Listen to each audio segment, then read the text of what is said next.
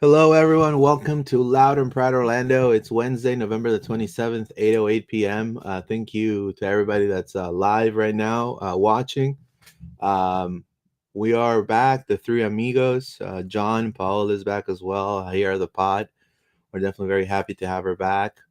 And well, it's a very important occasion because we're going to be on the verge of facing the biggest home game in history of this franchise. Orlando City, uh, amidst everything that happened in the beginning of the season, turmoil, and then now going into this run.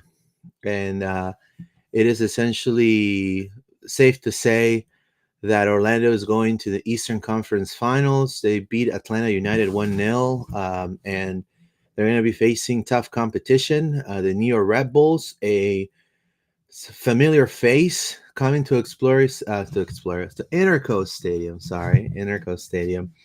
Um, Lewis Neal, which I feel like he's definitely going to be ready to pounce on us. But Neelis, not Neil. Neelis, different dude. well, there's two Neilises and there's Lewis Neal too. Yeah, but Lewis Neal's old dude, No, right? Lewis Morgan. Sorry, Lewis Lewis Morgan. Morgan. I'm like Yeah, Lewis you see, Neal's an old guy. You're good. I'm already getting You're confused. confusing your Lewis's, Yeah, Luis. I'm already confused. Too many pods, man. But anyway, anyways, no, but yeah, Lewis Morgan is gonna be tough. But either way, I mean, I think we have the upper advantage when it comes to being home. The people that supported the team against Atlanta, I mean, the atmosphere was just electric, and I think right now the game's sold out, and it's peer pressure now. Now the ball's on the court of Orlando. Orlando has a chance to make history, go to the MLS Finals, hopefully, and why not provide the City Beautiful with another championship because the Pride already got one. So it would be great to see the boys now doing it big. With me is John and Paola. Paola, how are you? Welcome back. I am excited. I miss you guys a lot. I was texting John. I'm like, I need to be on the Wednesday pod. Um, Thankfully, I'm home. I'm not practicing or anything. So great to be back. Excited for it. What is coming to Orlando on Saturday, and I'm looking forward to talk to you about it today. John, how are you, my friend? Good man. Ready to do it all again with Orlando City, right?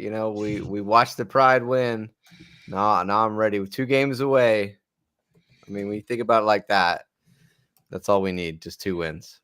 Yeah, for sure. I mean, the way the Red Bulls defeated New York City FC was pretty impressive, to say the least.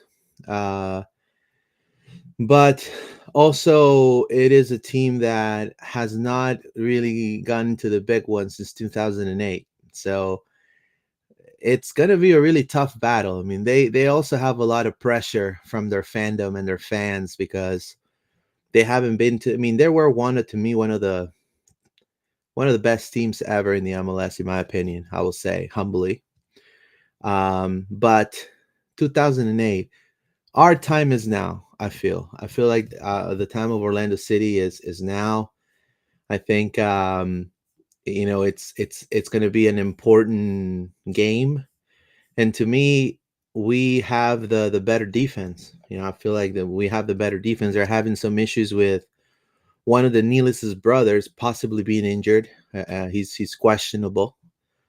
So I mean, right there, there's openings for Faku and Dagger Dan to capitalize. And we need to stay with a set piece supremacy and make sure that we're obviously Cartagena and Araujo are making their mark and obviously have the proper timing for the goals. How do you see this game, John, coming up against New York? What are your expectations?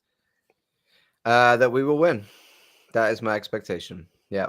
And I think that the home field advantage is massive for this one. You last night, Luis, were on Battered Herons MLS talking with those guys. Oh yeah. Battered MLS fans, sorry, but it's run by the Battered Heron. And there was a debate, and Bob, who's been on the show before, Great was guy, great guy. he Great covers the Red Bulls, and he was talking about the fact that he didn't consider the fact that this is a home game a factor. I thought that was a wild statement to Yeah, say. it's okay though. I don't think Bob's ever been to Orlando Stadium when it's packed out and the whole city is behind us. But last game, insane atmosphere. We make it very hostile, and also just the confidence the boys get from being at home. Also, what gives me confidence in this game is the fact that, yes, they did beat New York City FC, but New York City FC put 25 shots up on them. Only 6 of them managed to be on target, but New York City FC created 6 big chances versus Red Bulls, 3 big chances. So, yes, their whole game plan is to sit back and hit on the counter. And they don't really want possession. New York City just didn't advance. They didn't take advantage of that possession. As long as we do take advantage of that possession and score goals early and score multiple goals in the first half, even one goal, I think, in the first half will be enough for them just to, then we'll shut down shop like we did against Atlanta. I think against Atlanta, we were unlucky not to get the second and third goal. I think Duncan was just having an off night. On another day, we get that early goal, against the Red Bulls. Duncan then gets the second or third, and then we're laughing. So I think a lot of the way they plays into our hands at home. And as long as we come out aggressive like we've seen and we actually take, some of our chances, then I think we're going to win this thing for sure. Yeah, for sure. What about you, Paula? How do you see this game playing out? I mean, you said it. The moment is now. This is our chance. Like, there's no excuses. We have played phenomenal, and the defense is on point. As long as the defense is on point on Saturday, as last game, I don't have any concerns. They don't have a solid defensive line. Um, and this is a throwback on 2022 US Open Cup match. It was a semifinal, but for me, it was a final. And the boys got the job done. They understood the assessment, and we got that 5-1 win. So I think there's gonna be kind of blood on Saturday, but the atmosphere on Saturday last Sunday was so awesome. It got me like a throwback on the US Open Cup finals, but we have to be there for the boys, and that is we're the the 12 men, so we need to cheer them. I'm super excited, and they understand the assessment of for Saturday. So I will say they will go all heart, and this is our chance. This is our year. Yeah, for sure. Let's read some comments real quick. For some reason, in this software, it's not letting me actually read the chat, but I will read it off the screen. I have Victor Sanchez says, let's repeat USL 2011 and 2013. This team was built and never bought, says Victor Sanchez. The designated players, Sean trained individually today with game 10 decision for Saturday, but not holding our breath as the injury looked pretty nasty. Thank you to Bob. They're the designated players. I think no, that's not Bob. That's designated players. Thank you, designated players. Appreciate it. Check them out. Great podcast, by the way. Great friends. They've been here a bunch here with LPO. So appreciate you guys commenting and tuning in. Jose Ramos, W. That's right. Stream Jesus. It's history from here on now. What a great year. It says, if the Pride did it, why no CSC? I agree with you. It's been 10 freaking, like Marta said, 10 freaking, for Orlando, it's been 10 freaking years. It's 10 freaking years. We've seen how other teams um, have definitely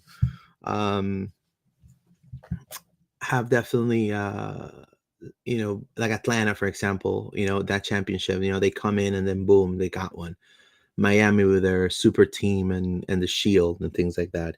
Master Plan says, sub dudes, how you doing? Vamos Metro, will y'all be at the game? Says the designated players. Yeah, I will be at the game. If you guys are going, it'll be cool to meet up. Why not?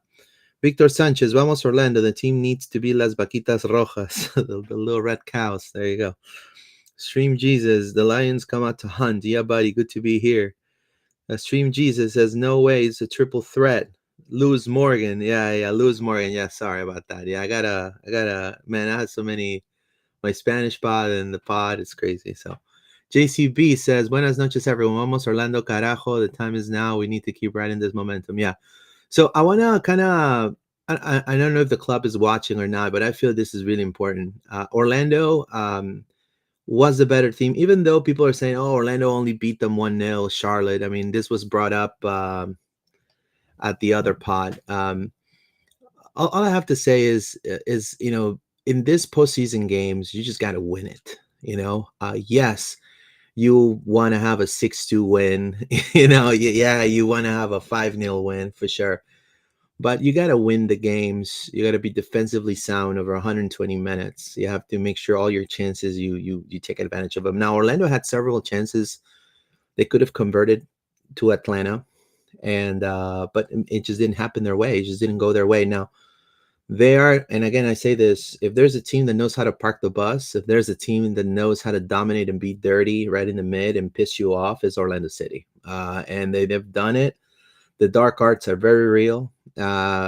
Lewis Morgan knows what how Orlando truly does that. I don't think Tolkien. I think Tolkien's probably thinking, "Oh, Duncan's my friend." There's no friendships now here. Same with Forsberg, even though he does yoga 3 times a day and maybe loves Buddhism, or does juggles with a ball in front of 5-year-old kids. Cool. But I mean, we will piss him off. I mean, he's gonna lose his cool at some point, and I think that's what Orlando needs to take advantage of. And now, when they go off the counter in September, NYCFC faced the Red Bulls, this exact team that we're looking at now, obviously with some minor changes, but they beat them 5-0, and this is the way they beat them. I mean, this is a really short video, but it's very insightful. Like this is Coronel, I believe this is one of their players right there. Complete mistake of the high press, and then you take advantage of that. Now Orlando does that all the time. Sometimes it works, sometimes it doesn't, but they try. Then you got this goal right there. This is just complete mental fart. Hit him off the counter. Look, similar play that Ivan Angulo would make. Running off the flank, but the difference between NYCFC is that they finished it. Look here, boom, goal. Martinez, another chance right here. Look, that could be, even Perea scored. So these are, to me, a good video, a good footage they could watch from the Red Bulls, that it is feasible to hit him off the flanks right there. If they're, look at that. They're not a perfect team. That's what I'm trying to say. No, Orlando has its own footage. I'm sure they've analyzed, but they're not a perfect team. Shot from distance. How many times Orlando shoots from distance? Very little. Well, they're a team that they hit NYCFC with a shot from distance by the Uruguayan in the game in which they win, and they went to the finals, Eastern Conference Finals.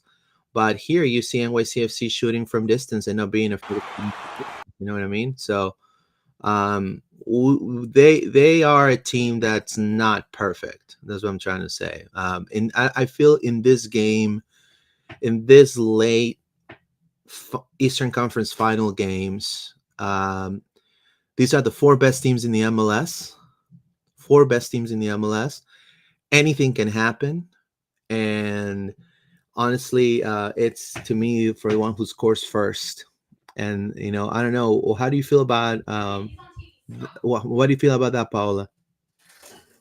I mean, I agree. Every time that we don't score first, we're in trouble. Like, I will say the first 20-25 minutes, and then we are like struggling, but then that didn't happen against Atlanta. The goal was like what, 30-ish, 39th.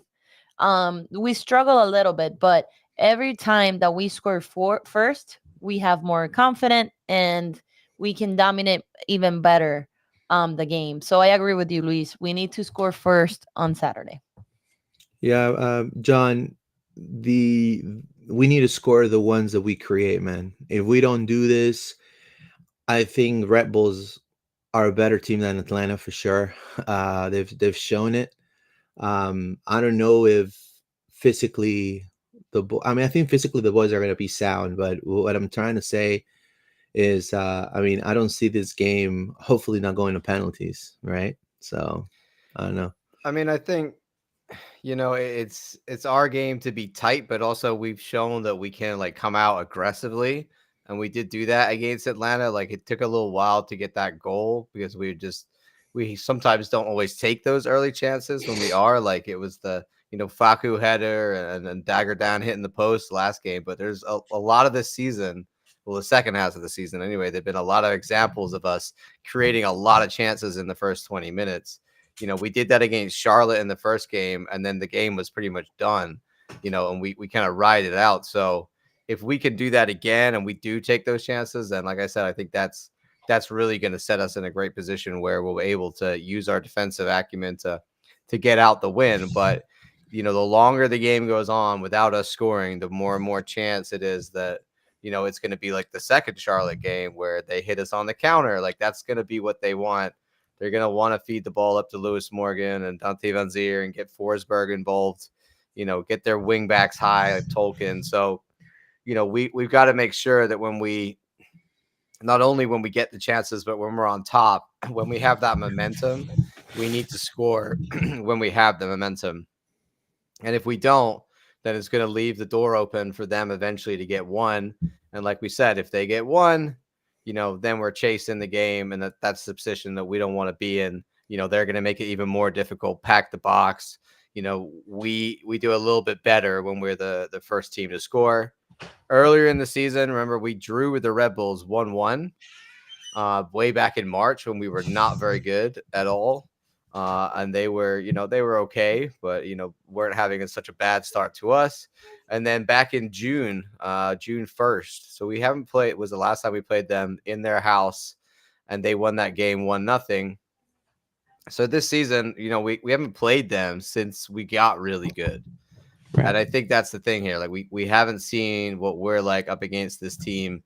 The earlier Orlando City, we know, was not the same team as what we're looking at now at the end of the year. So, it's going to be interesting. I think a lot of people will say against us that, we haven't managed to beat top teams at the end of the year. But also, I think that we've just growing, we keep growing and improving. And we're kind of, facing each battle as it comes along. So this is the next step.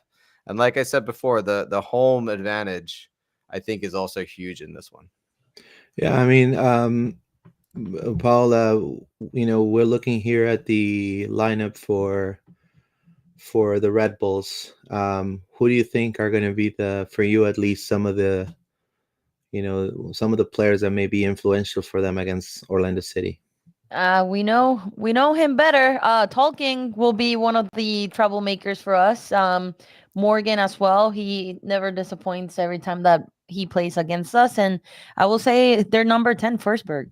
I think Wilder and Cesar play phenomenal last Sunday, and they will shut down Forsberg for sure, and Tolkien probably. But as long that we have that two towers connected, right, our pivot, we're gonna be fine. But those three that I mentioned will be troublemakers for sure. Yeah, I mean, I agree with you wholeheartedly. I feel Tolkien is going to be he's a really great set piece taker. So this is something that Orlando needs to watch out. Also, he's a player that is very young and brash and very gritty, and he likes to draw the foul, look for the contact on purpose to draw that set piece opportunity for their team. Especially, you need to watch out for him in the dead minutes of the game. I feel like, end of the 45, end of the 90. This is a guy that on the 1v1. So I feel like when you play those type of guys, I feel like this is what Orlando needs to do, is what they did with Atlanta, check them. They were Orlando was playing overly physical in a way that it broke them down. It made them frustrated, made them turn over the ball. I will say that compared to the first time that we faced Red Bulls when we were sucking, they got a really good piece, which is Carvalho. To me, he played in Gremio. He played phenomenal. I think this is a time where the double pivot has to be on point even more than when Atlanta. And I don't see them really. And I want to say this: Orlando has this thing about passing the ball over, passing the ball in the mid.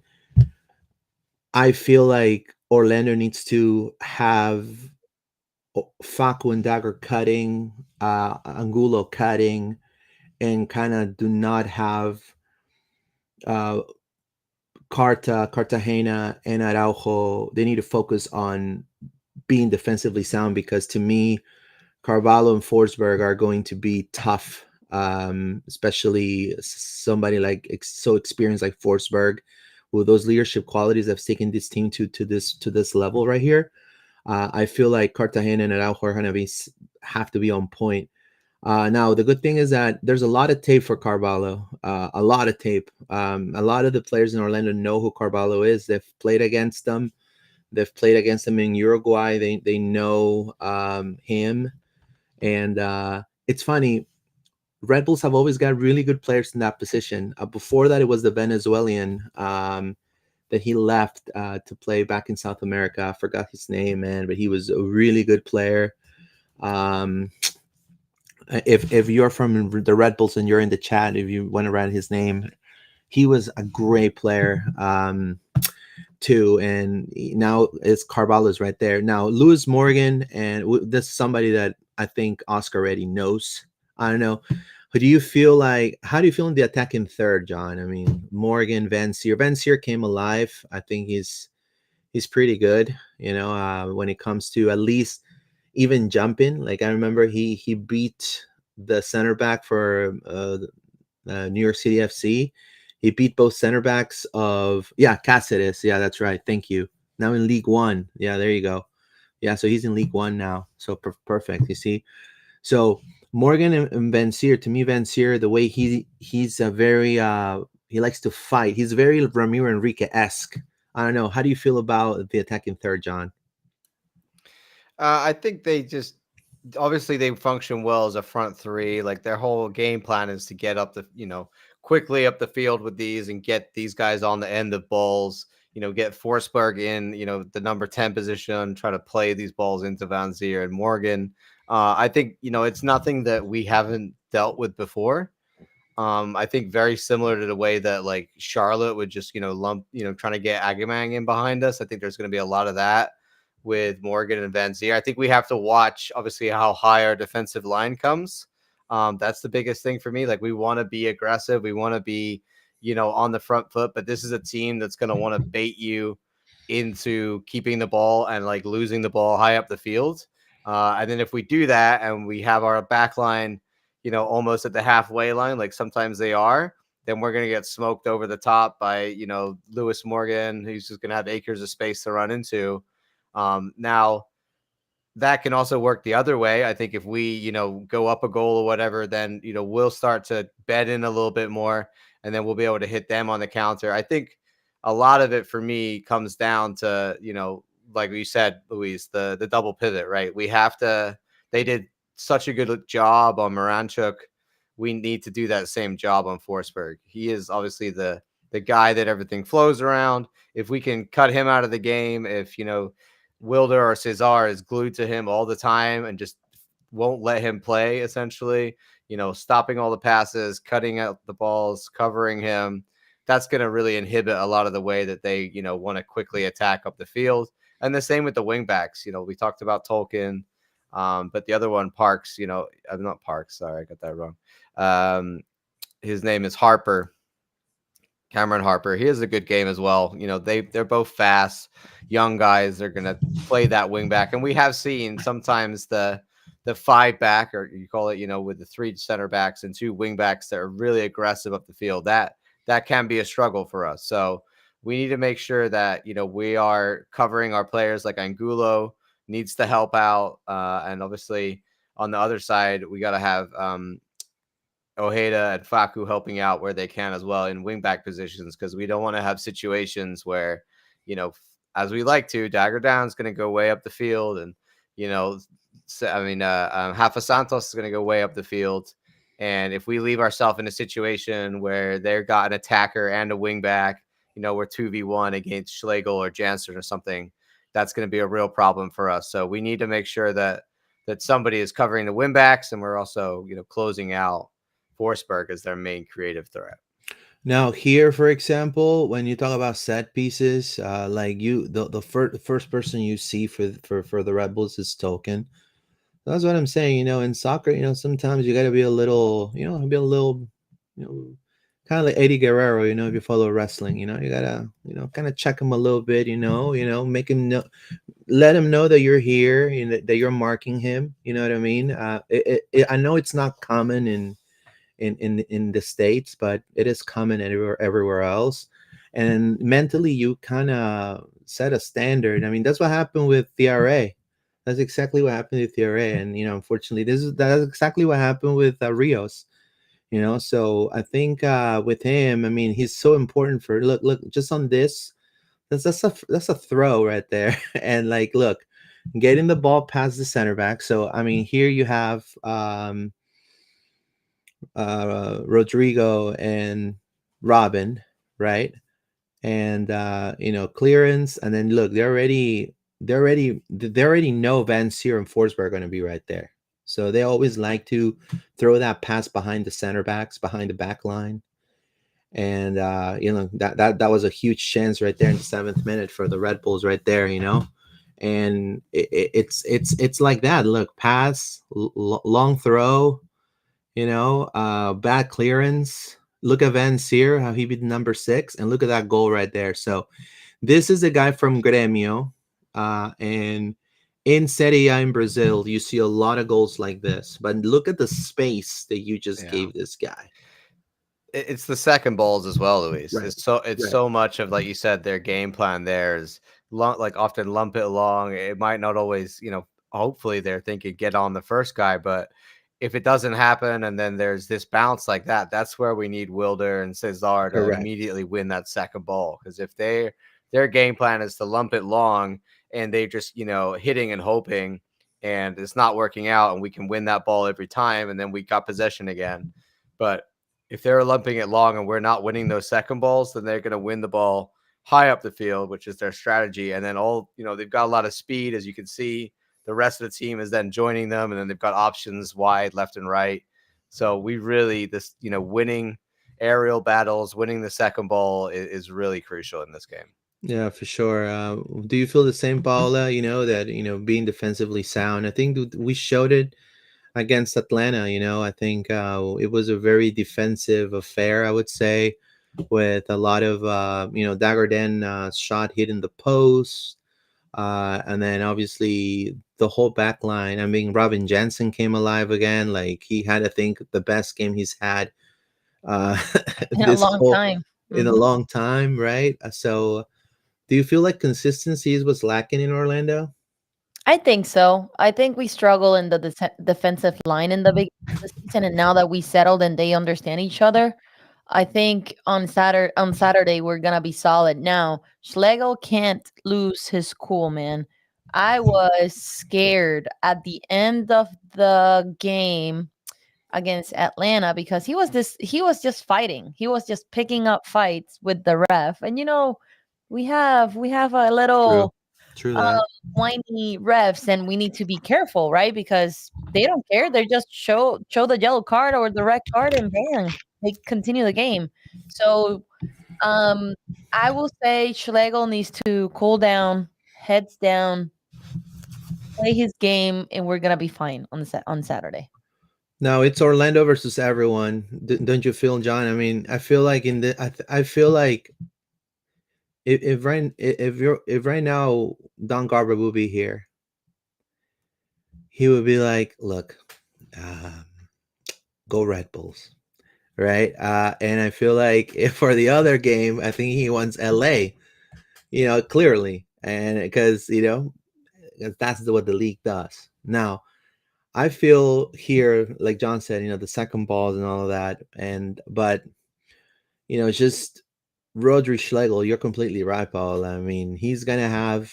They're attacking third. These are players. Van Seer got that. He knows how to talk trash too, and sometimes he over exaggerates the trash talk. Same with Morgan, Lewis Morgan. I keep calling Lewis Neal. Lewis Neal's gonna like kill me. Lewis Morgan also, he definitely knows how to trash talk. So yeah, I agree with you 100% there. Let's read some comments real quick. It says here, I'm tired 16 says this game has Schlegel red card written all over it. I am worried. Air Vega says I think Sounders and Orlando will go through. It says the designated players. Thank you so much. I will be there driving from South Carolina. Let's link up for sure. Victor Sanchez, which team we want at the MLS finals? LA or Sounders? That's a good question. John, who would you like? Are you not ready to talk about that yet? I mean, part of me no, but yeah, I've been thinking about it, and I can't get my brain past the turf field in Seattle. Man, we're thinking along those same lines. Yeah, John. like that's literally it, Paula. I think we suck on turf. Like I don't know what it is to even thought about that yesterday. And that's I'm so happy that we're playing these games at home, because if we had to go to Red Bulls and play on whatever baseball field, that would kill us too. Like we can't do that, So the fact that I think LA obviously are the stronger team in the sense that they scored a lot of goals.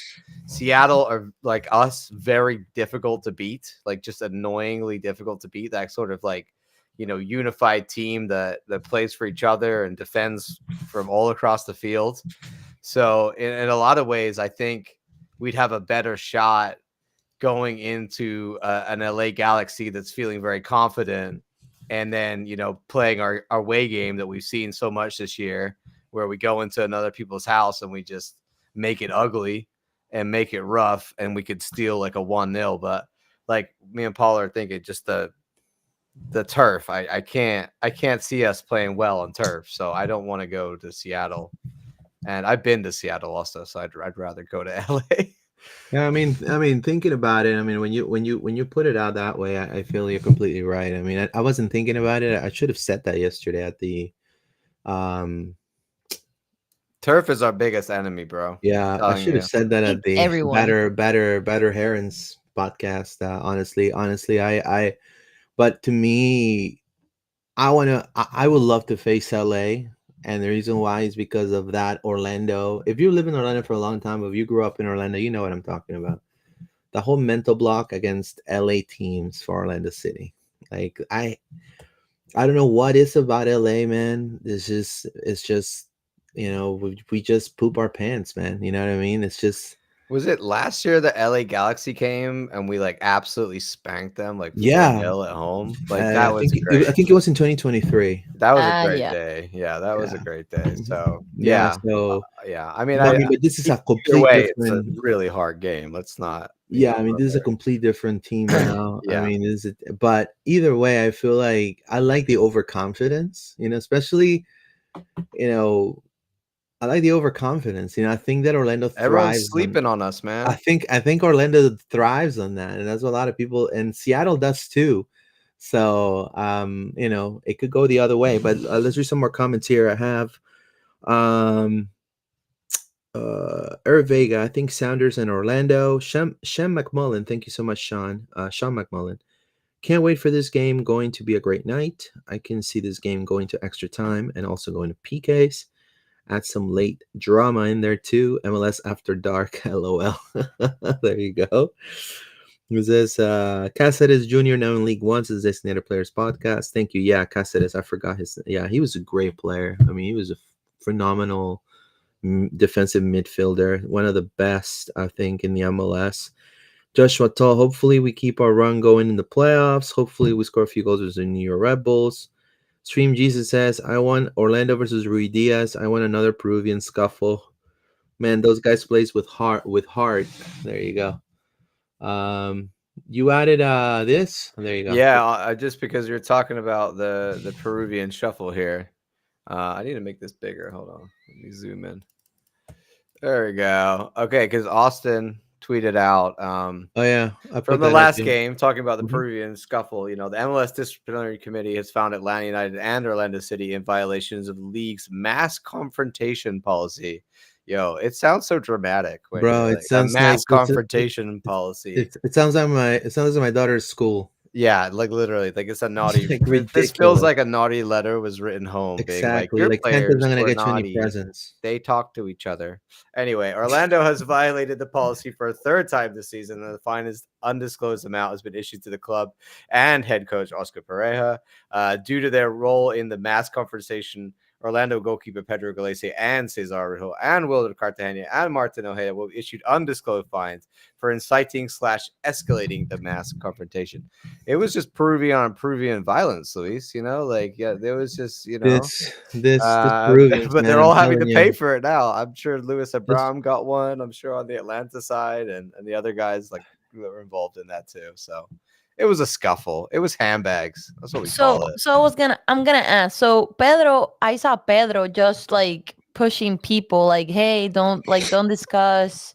Let's keep the world peace out here. So because of that, you cannot go into a confrontation. If not, you get a a fine. yeah, because You're apparently you're escalating the situation. What they the heck? yeah, because so Pedro called Abram out because he went and hit his elbow into Yeah, Facu's Trufaco. the back of the head of Facundo Torres. And so Pedro goes to defend his friend and his teammate. Almost Pedro was doing the captain duty in a way. And so Exactly. and he knows Abram from the national team. So he knows what Abram does. So he knows that he blatantly do that. So he's calling him out and it's like, hey dude, like, and but Pedro also comes out like he doesn't like Abram's smiling back and being a little like, like, oh, like you're defending him, you know what I mean? Like type of Mm-hmm. thing. So Abram is like, oh, you're defending him, like trying to be all sarcastic, like saying that Facu was just faking it. And then Galese got almost in his face. And so Oh, when I didn't see Galese that was part. was going there, Carta got involved, and then Carta literally reminded Abram to his mama, pretty much said, "Hey, but f off, M, you know what else comes after that? We know you, we know you, we know what you do. You know what I mean?" And he then again, Abram smiles, and then obviously everybody lumped on top of each other and separate each other. I think it's over exaggeration. In the end, at the end of the game, just word of because we're created media, they hugged it out. Like I mean, they all got fine, but they all hugged it out. Like there was no violence. Yeah. I'm sure Pedro said, "Hey, come over to my house. We'll have, we'll get together after the game or something." You know what I mean? So, I think this is just overboard. Um, I think it's unnecessary, but for either side, honestly, because it's I mean, do you see this in England, John? No, I don't know, honestly. I know obviously we see like the confrontation, you see all that and but it's usually like on the field and they're like, okay, you get a yellow and you get a yellow for, inciting it or whatever. I don't think it's very often that you see this, so it's very like, oh, they VAR'd it. They've gone back and they've looked at every, push and, looked at lip syncing of what they're saying to each other. And, the refs had to like probably write a report being like, and this player came over and then this player said this, we get it. In the heat of competition though, like you said, Luis, even like these guys are all national team teammates. Like they're very competitive, it's a lot on their line, they're gonna do that. So I think sometimes, yeah, the league can be a little bit like, it's too much. It's like, yeah, we get it. They shouldn't do that, but nothing really did this really affect the game that much. No, getting these fines, is that really gonna stop them in the heat of the moment? It's like, whoa, I shouldn't run up to this guy because I might get a fine. It's like, You know what I mean? You're just finding them for doing something that is kind of a natural reaction in a lot of ways because of the amount of competitiveness on the field. It's same with ref decisions. You know what I mean? I mean, I think as a coach, I mean, I think I know it's gonna sound a little biased. I think it's a little censoring. You know what I mean? I think it's just censoring. Like you're worrying about the ref's feelings, and I think as a ref, you need to be prepared to be the judge and executioner, and you need to have a really thick skin. And so, whether and like in South America, when I tell people that there are fines for you to speak your mind about the refereeing, they don't believe that. They're like, "There's no fucking way. Like, there's no effing way that this is happening." Over there in the Yeah, United, like we don't want the game to it's fall like into complete chaos, but like, so. So, how you many know, times they screwed Orlando in several key moments, like referees? I mean, you count how many, bro. Oscar, I think there's been so many more than Oscar's gray hair, man. I'm telling you.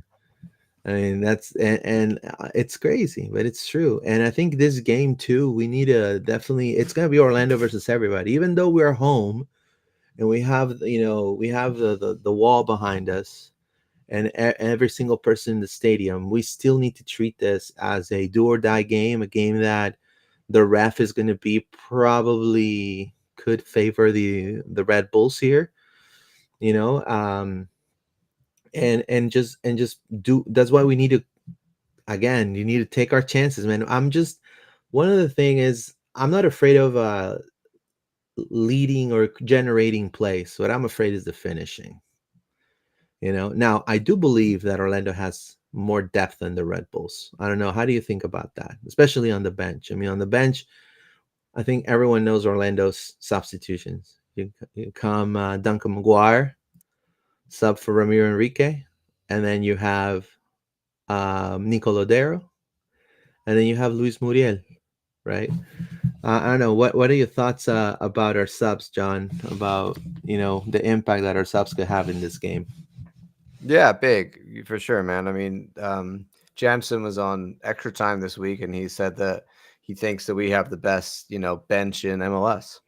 So, I mean, I think there's a certain amount of firepower that's just sitting there waiting to go. I mean, Enrique, we know he's crucial to the way we play, but we've also, got two other top strikers there in Muriel, who's really more of a 10, but he'll come on and completely change the game. Duncan has been lethal in the second half of the season, coming off the bench. When legs are tired, he couldn't do it in the last game. He just was off, but I think that was a rare one for him. I think most games we see him take those chances, and I think between those two alone, plus you're talking about Nico Ladero, we haven't really seen the best that he can bring, but he's a big game player. He's done it all, like you were talking about yesterday, Luis. He's been everywhere and done it all. So in these moments, you're hoping that he's someone that could come off the bench and be a reliable piece, be someone that could also perhaps change the game. We are very blessed in that sense. And then also, defensively, we're able to bring on, like, when we want to really shut it down, we'll bring on Brecalo, and we'll move guys around. Like Kyle Smith will come on when we're ready to bring Dagger off to be a bit more defensive, and that's a really solid option. I think really the only place we're weak on subs is the actual midfield. Like, if we have an injury to Wilder or Cesar, for me, like, the game is gone at that point. Like, who do you put in there? There's no one that we have is like for like. It's going to massively weaken us if that happens. So everywhere else, I think we have the guys ready to step up, whether it's a sub because of injury, but more likely just a case that, we get to that point in the game like we did last time where our original 11 just wouldn't get that second goal. And we bring on Dunk and Muriel, and that makes us look like a completely different team, and also an extremely dangerous team as well. Well, we have the refs for the game. You guys can see them right there. Orlando City versus New York Red Bulls, Interco Stadium, 7:30 p.m. Eastern Time. Referee Rosendo Mendoza from Texas. AR1 Assistant referee 1, Cameron Blanchard. Assistant referee number 2, Lucas Spala. No, Jeremy Hansen is not is Chris Hansen's brother. Fourth official, Lucas Spala. VAR, Carol Ann Chenard. And assistant VAR, Tom Supple. There you go. Now, Rosendo Mendoza, like Sean says, we got Rosendo Mendoza. He ref the second Miami game, Orlando game this season. He's ref one Red Bull game and gave them a red card. Is this the actual last name of the year? Luis told us that 4 games ago. 4 games ago. LOL. Just kidding. Well, this is the last home game, I believe. Yeah, this is the last home game, man. I mean, I am blessed to have called it. Hopefully, hopefully.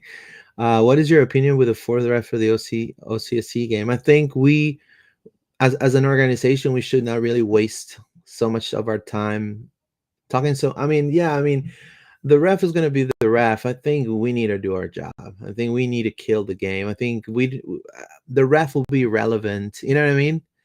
Like if we hold the game down 0-0 and then there's a penalty for the Red Bulls in the 95th minute. I mean,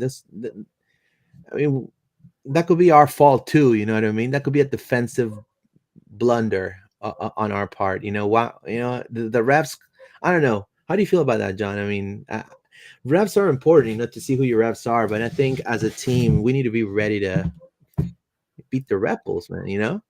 Yeah, I mean, we cannot leave it to this was because of this call. Like we've been in that position before. That is the worst thing that we can. We are a team that often wins games by tight margins, and often it is a case that the ref has been a big factor in the game. We just hope he isn't a big factor in the game, and he does his job, and we're not going to have come down to some stupid call.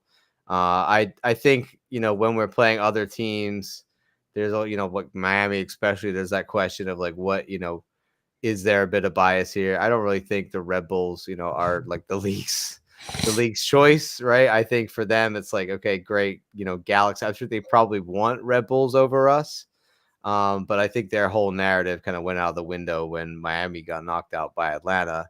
So I think a lot of it is the case of we need to play our game so well that we don't leave margin for the ref to screw us. And that's in the past has happened. And that would be an absolute nightmare. But obviously, when it comes to playoff games, we've had a lot of history with a lot of controversy and a lot of issues. So I really hope that this one is clean and Mendoza is, something that we're not having to talk about. What about you, Paula? How do you feel about that? I agree. I mean, the ref is the ref, but the most important thing is we need to score goals. So at least we score goals on Saturday.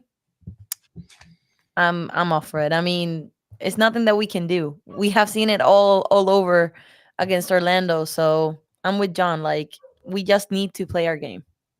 Cool down on Saturday, Schlegel. Cool down, and we're gonna be fine.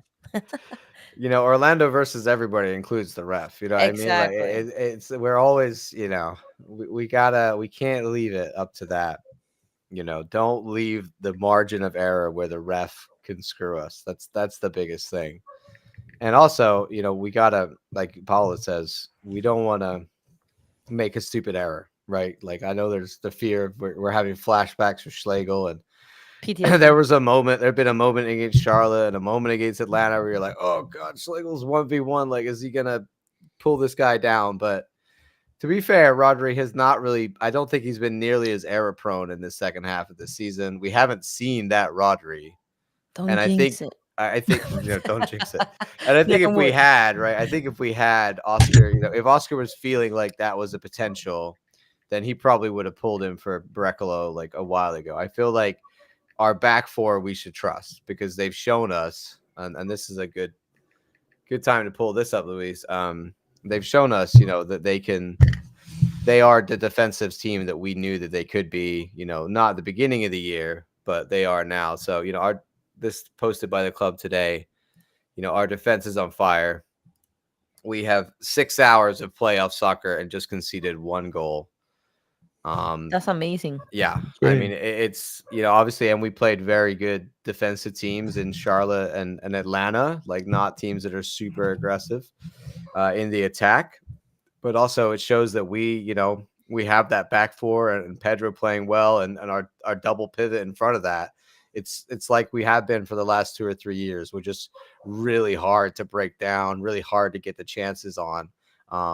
So I'm hopeful for that. And as we know, Luis, what does defense win if you're the Orlando Pride? It wins you a championship. So Exactly. Defense wins yeah, championships. that is a huge factor, and especially at home with the crowd that's going to be cheering these boys on. I think that always makes a huge difference in the way that they defend. Of course, and I already said, of course, everyone in the city, everyone in Orlando, Central Florida wants Orlando to play like, probably not right now, but probably, they want them to play like Manchester City, or like Chelsea or something like that, or like Liverpool. But obviously that's impossible. You know what I mean? In this late stage of the cup, of the league, it's win or go home, and you have to win no matter what. Whatever all the pundits say, or all the people from other teams that cover that Orlando, you only score 1 goal to Atlanta. That doesn't really matter, because it's everyone is focused. Did you go through? You didn't go through. You could play beautifully. You could play beautifully and play, kind of like FC Barcelona, but then you could lose the game.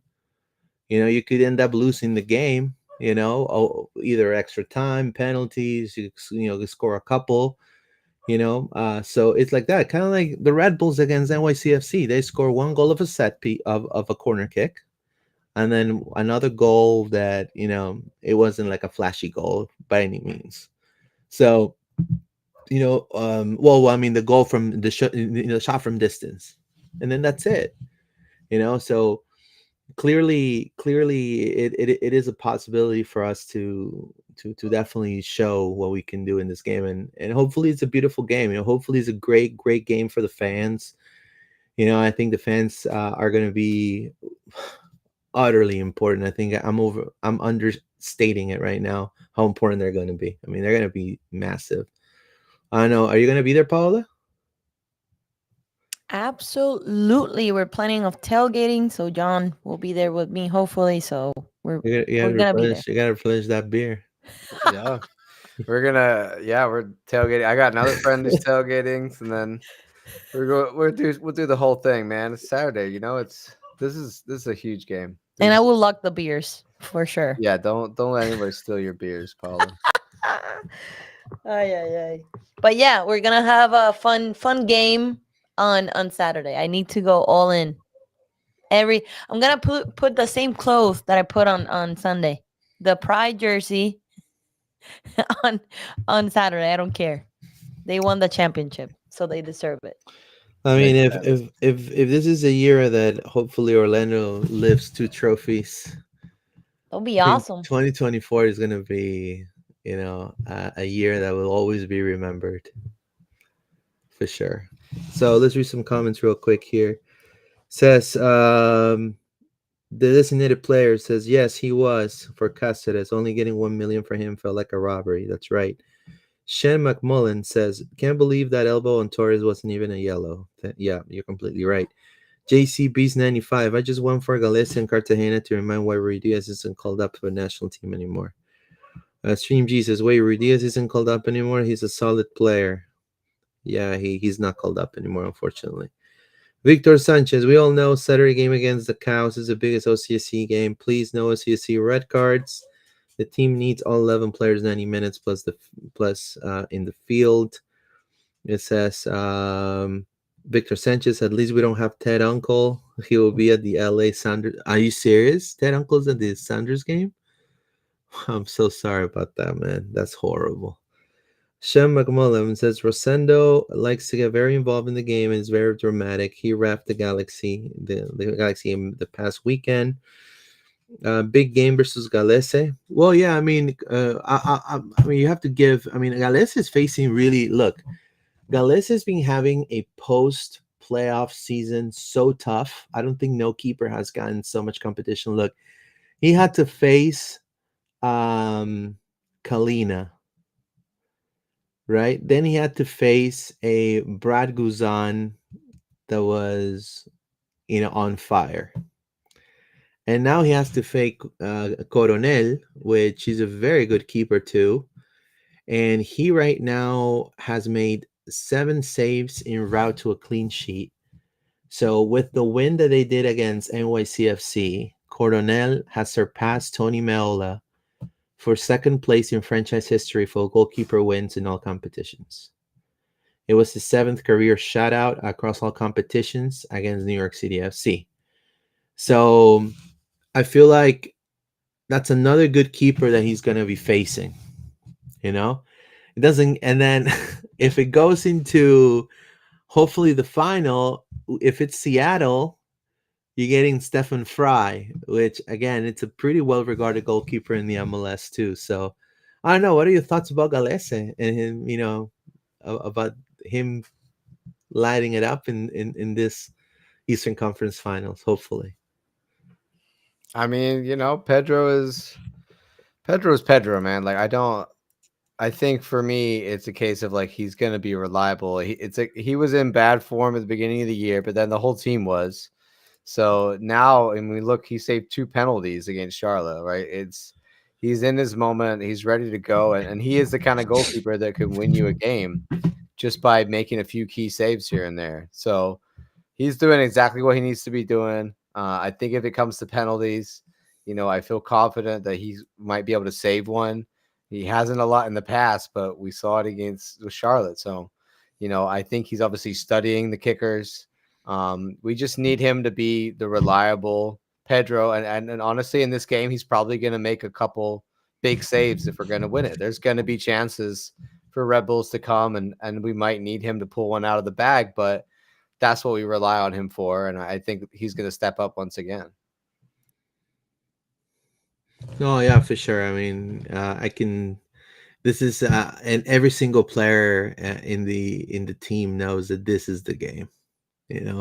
Yes, of course, the final is the game too. But I mean, this is the game. Like this is in front of the fans. After what happened in the beginning of the season, not being probably the best start for Orlando City, them turning their season around. So it's kind of like a whole. I mean, it's gonna sound kind of cliche. I don't know if you feel the same way, Paula. It's a hallmark moment. I mean, like I said, this is our moment. Like, A there's hallmark no moment right there. excuse. Like, and we're shutting people's mouth little by little. Like, the stars are aligned for Orlando City, so they need to take advantage of this. And I never have had any doubts on Pedro Galese. Like, that is our best goalkeeper that we have had for the couple of years that he has been in Orlando City. Like John said, he had a rough starting in the beginning of the year, but I was never telling people, "Oh, he needs to be benched." No, every player has their rough days. So, I mean, I trust him 100%. So he got this. He knows. I think he works better in under pressure. I don't know if you agree, Luis, but you know his this type of player, how it is, and I think he works better under pressure. Do you agree? Yeah, Orlando. It's the only thing that he has left right now. Honestly, when it comes to the national team, that's it. Right now, he wants to win with Orlando. I think Wilder is the same way. Um, they're actually, believe it or not, Orlando's looked. We're really like, if no one really trusts that Orlando would have made it this far in the States, just imagine in South America. The Messi team crushed everyone's feelings. People were already buying their bootleg Inter jerseys over there. and then saying, "Oh, Gales is no one single Peruvian is gonna be." There was one guy, one pundit over there in Peru says, "There's no one single Peruvian MLS team with a Peruvian in there that's gonna be in the finals." There's two now. Well, three. Well, three, exactly. Ruidiaz in Seattle and then Cartagena and Galesic are literally on the verge of hopefully qualifying for finals. So, it's just it's Orlando versus everyone, man. I think that's the mentality. I think we thrive on that. It's good that they're overlooking the team. It's good that they're not really putting a lot of emphasis. It's good that they're betting money against us. It's cool, and it's I think also it's just picture perfect. The pride, whether you want to call it corny or something like that, it's not corny, guys. I mean, what the pride have done, it's tremendous.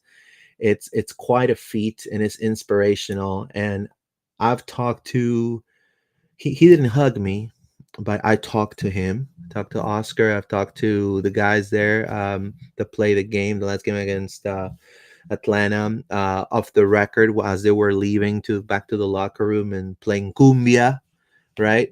They're like, bro, what the Pride did, it's amazing. Like a lot of them watched. They were like they were watching. They were like super motivated. Like they were like, and so it is inspirational. And they've converted so many fans now to check out women's sports and vice versa. Now the Pride, even Marta said it, I'm going to be at the men, hopefully at the men's game too. So hey, you got the GOAT coming, man. It's going to be impressive. Marta and her mom, I'm sure, Can you right? They imagine go that? everywhere together now. Yeah, so it's He going to was be so cute. I was like, oh my God. Yeah. tremendous, man. I think that's it, man. I mean, this is the moment. Like, you know what I mean? I think For you, man, it has to be super special, bro. For you, like, I mean, I don't know. I don't know, you're gonna cry. You're gonna have any tears left, man? I definitely on Saturday. I think regardless, there'll be tears of joy and happiness, and I think this is why we support our teams. It's for these moments, right? And it's obviously it was not a fun start to the year, and for me, it's all come down to this. I think it's massive what the Pride have done, and I agree. I think that's an extra incentive for these boys, an extra motivation, but like the game last week, I wasn't there, but Paula, I'm sure you can talk to how the crowd was. And in a lot of ways that excites me more than anything. Like the game, it's gonna be tight.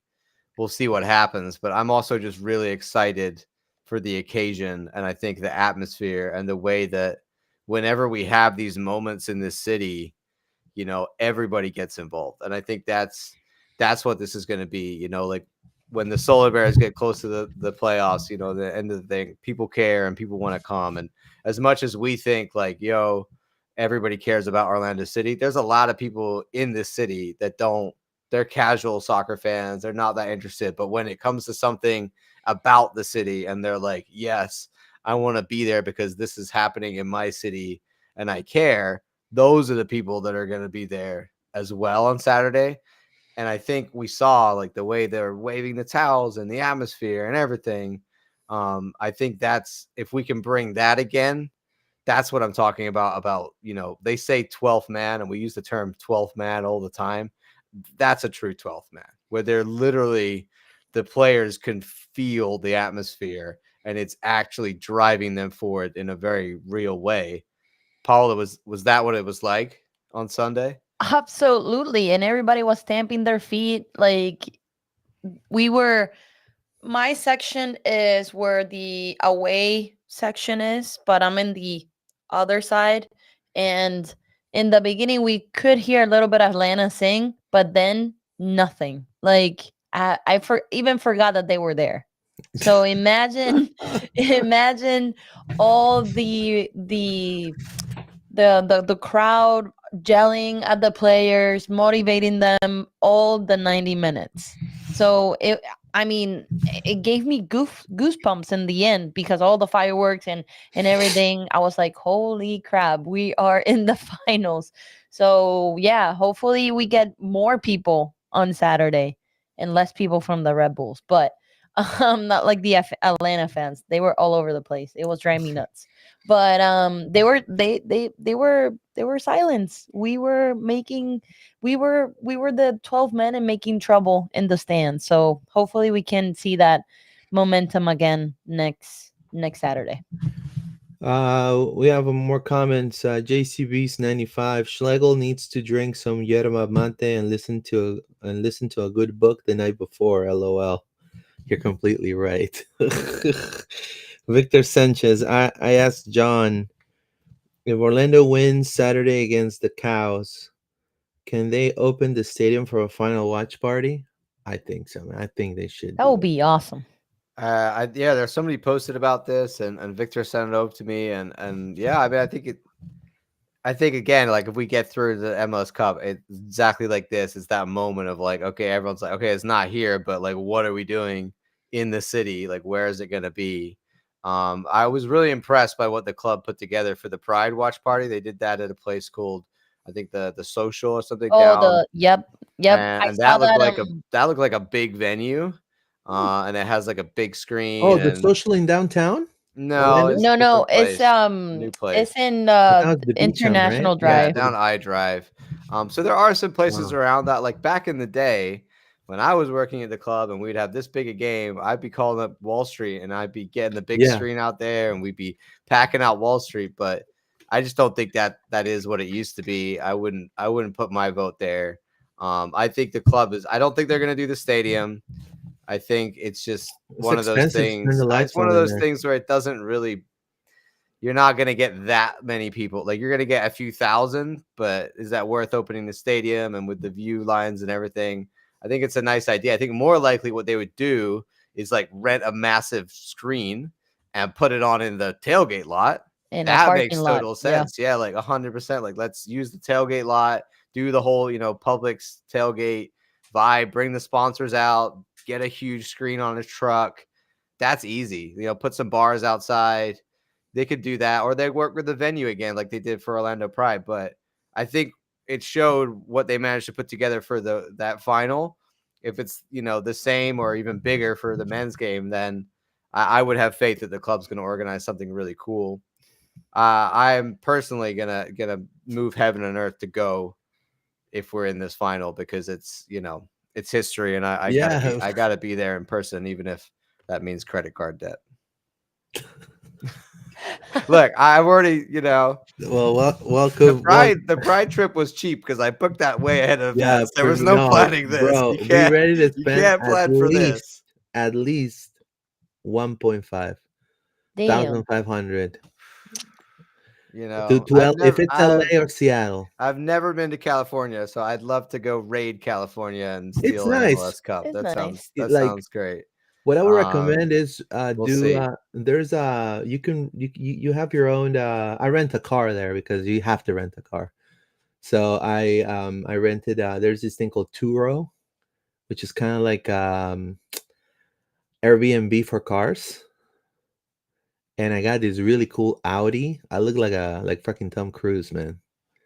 Like with my glasses, with the top down in LA. Like GTA, man. Straight up living like GTA. And the streets are like GTA. It's insane. Yeah, I mean that's would be like. I also, we were talking about the Adrian Heath Cup, which sadly went out the window when 62, Minnesota bro. shat the bed. But you know what else is on the cards here, Luis? The Disney Cup. Oh shoot! I didn't. World think about versus that. land, baby. Let's go. Yeah. World versus land, the that's Disney it. Cup. So, wow, I never thought about that. Yeah, you didn't think about that one. Bro. The Disney Cup, bro. What's it called? That Secret Society by Disney? They have a secret society. Club. It's Disney 23, something like that. Yeah, Disney the secret 23. Mickey Society will be loving life, and all the Disney people will be like, great, I can go to Disneyland and watch MLS Cup, all that kind of stuff. So Club 33, there you go. Club 33, guys. Club 23, not Disney 23. I was close. Club 33. But there you go. We're so I say I'm all in for the Disney Cup, and I'm ready to go to California. Don Garber is gonna be like. Also, as Robin Jensen was saying today, and as Paula said earlier, one game at a time, even though it's only two.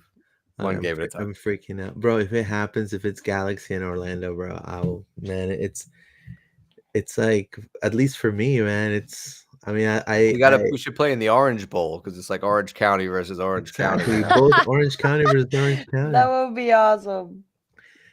Claremont, Okoye versus what's his name? The Glendale or whatever. I forgot his name. No, it's the Rose Bowl versus the Citrus Bowl, right? There you go. No, it's gonna be great. No, but honestly, it's tremendous. More comments here. This says Joshua Toll. Galeski's been doing great though. Victor Sanchez, at least 10 OCSC players. There's a list. At least 10 OCSC players. A contract expires on the 31st. Who do you think OCSC will keep? I mean, we're gonna do that in the episode when we do the end of season, but I mean, we could talk about that real quick if you want. I don't want to talk about that till the end of the season. Yeah, and the season isn't over yet, Victor. Yeah, we will definitely get to that. Because also, I mean, look, actually, John brings a good point. We want to be positive, we want to be, we don't want to be talking about, how much knowledge of soccer I have, or John has, or Paula has. We don't want to be Debbie Downing on the players. The players are about to do something pretty huge. And I think everyone needs to just root on the players and just, forget if you don't like, one of them, or you don't like this, or it doesn't matter. It's irrelevant. Like, I wasn't a biggest fan of Rafa Santos, and I'm all on board the Rafa Santos train now, right? Like, Luis Muriel. Yeah. All year we've been like, what are you doing? You're not contributing. Now I'm like, great, Muriel off the Bring bench. him in. When he's ready, I'm like, yo, Muriel is coming in. Let's go.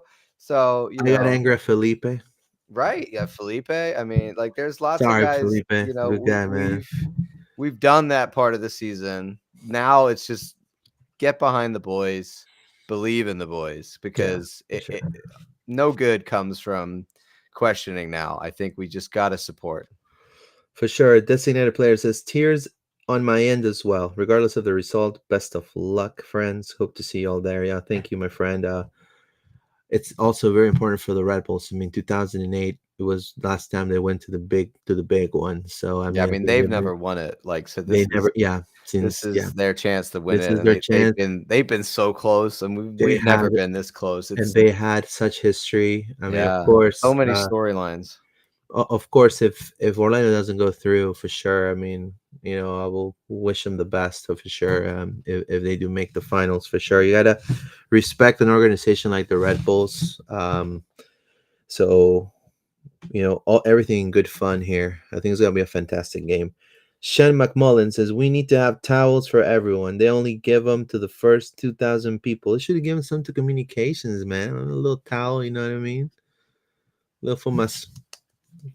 Yeah.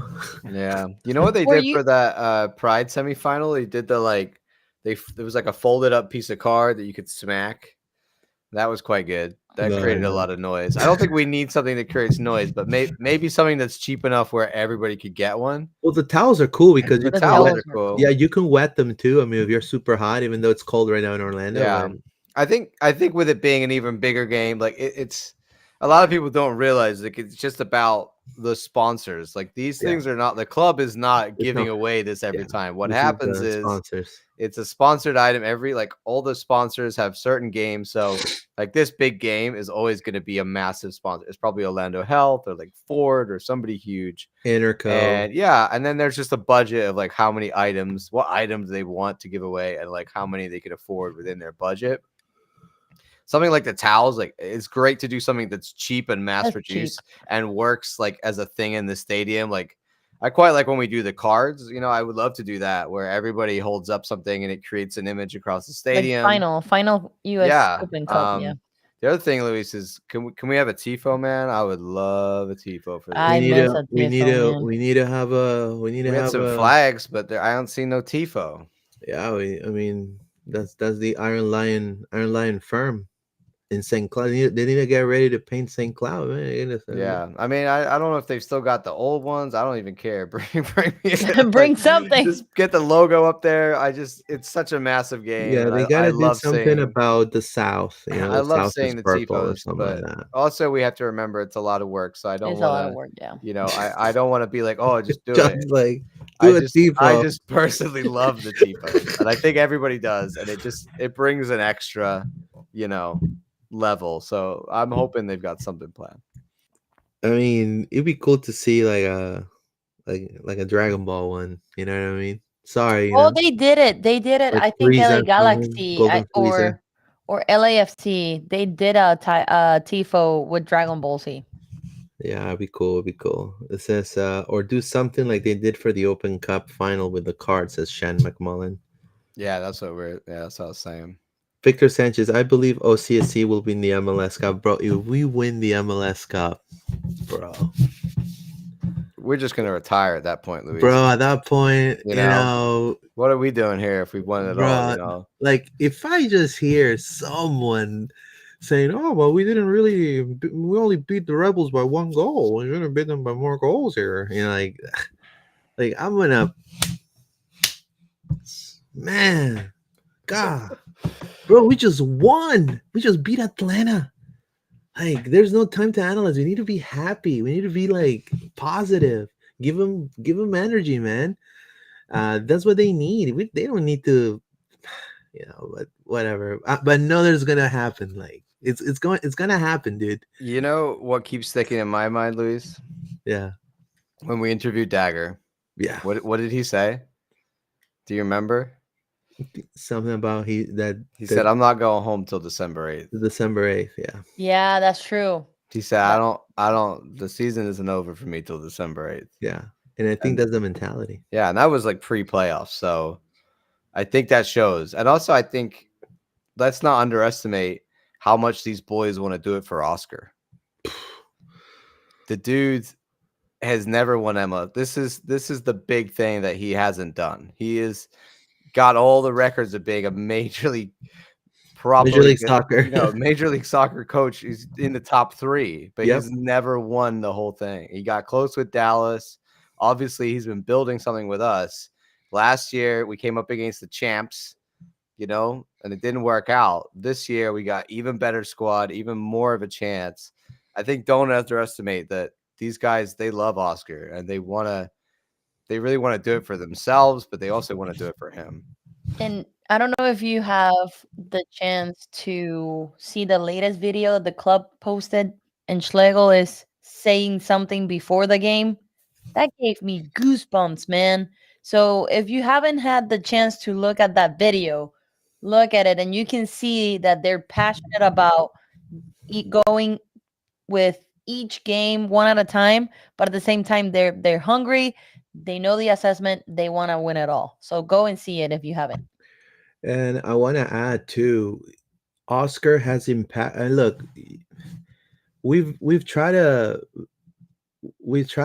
give the perspective also here at the pod. Whenever we had to criticize or say or Orlando play like crap, we've said it. You know what I mean? But we've said it in a very positive way. You want to play that real quick? You could play that real quick and then continue. That's fine.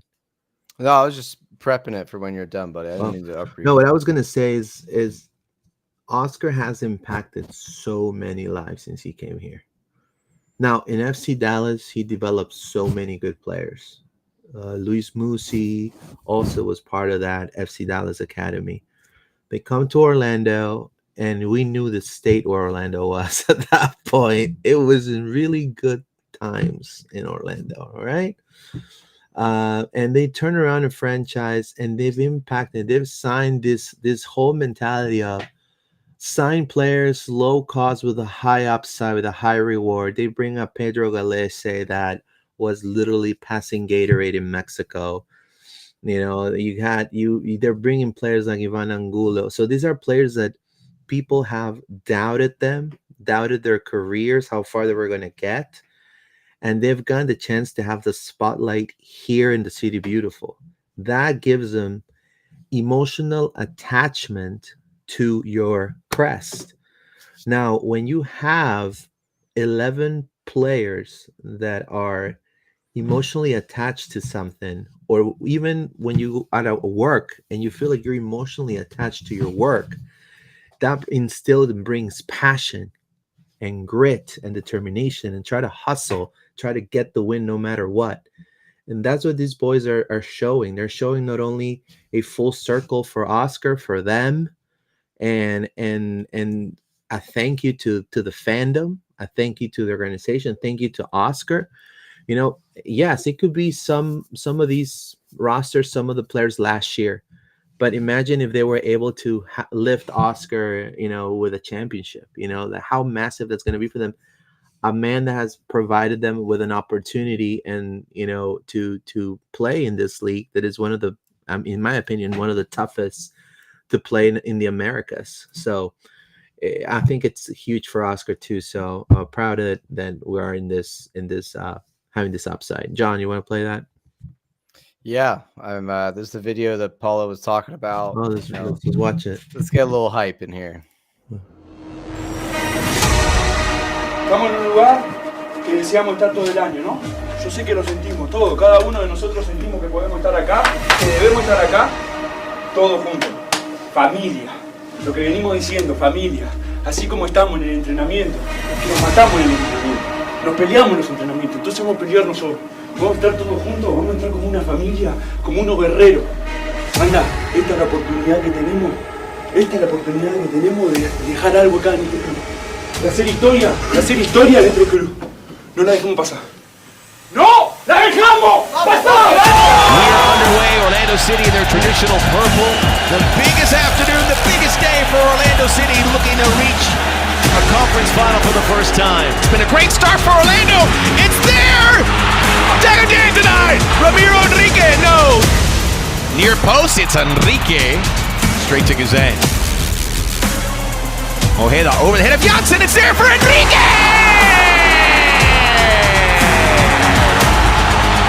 Ramiro Enrique! And a ball from Martin Ojeda that gave Orlando not one but two chances at it. One settle for the Lions.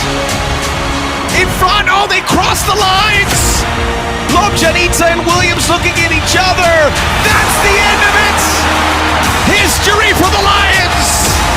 For the first time in club history, they are a conference finalist. Scream for me, Orlando! Oh, bro. Chills. You need Man, to go on Saturday. Whoever That's made it. this video, you're the real MVP. Yo, shout out to You are the real MVP. Shout out to the social team and the graphics guys, and the Amazing. videos guy, and the admin. Admin was cooking, bro. Did you see admin after? He was burning Atlanta down after that game, man. So you're the real MVP. damn. You know, and this is the thing that everybody's overlooking Orlando, right? And it's okay they could overlook Orlando.